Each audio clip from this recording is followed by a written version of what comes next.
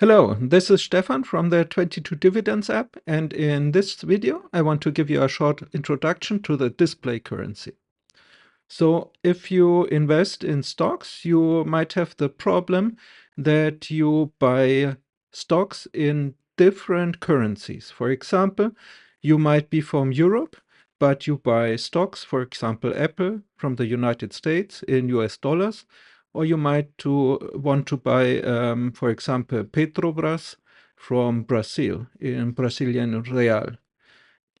In order to make your life easier as a user, the 22 Dividends app converts those different currencies automatically to a single display currency. So in this case, for example, we convert the US dollars to euro, and we also convert the Brazilian reals also to euros.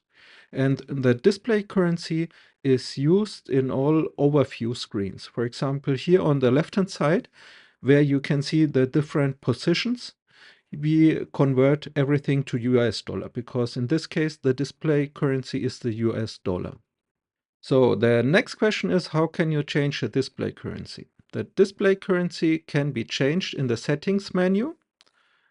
And here you have to scroll down to the general section, and there you can find the display currency entry, and you just tap on edit, and there you can select from a range of currencies that we support. In this case, we want to select the euro. We tap on accept, and we go back to the portfolio overview screen. And now you can see that all our values, for example, here the cash flow, is converted to euros automatically. So we have a uniform view of our entire portfolio. There are a few more things that you should know about the display currency. And for example, let's open the Petrobras position. As you can see, if you open the detailed screen of Petrobras of your position, then all values are in the original currency, in this case, the Brazilian real. So only the overview screens are converted to the display currency.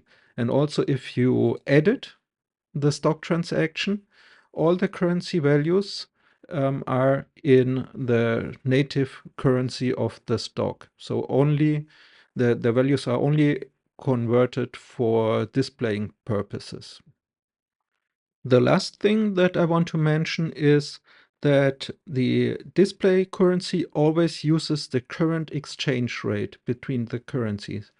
For example, if you have historic values, for example, in this transaction that is from 2021, in order to calculate the display value, we use the current exchange rate.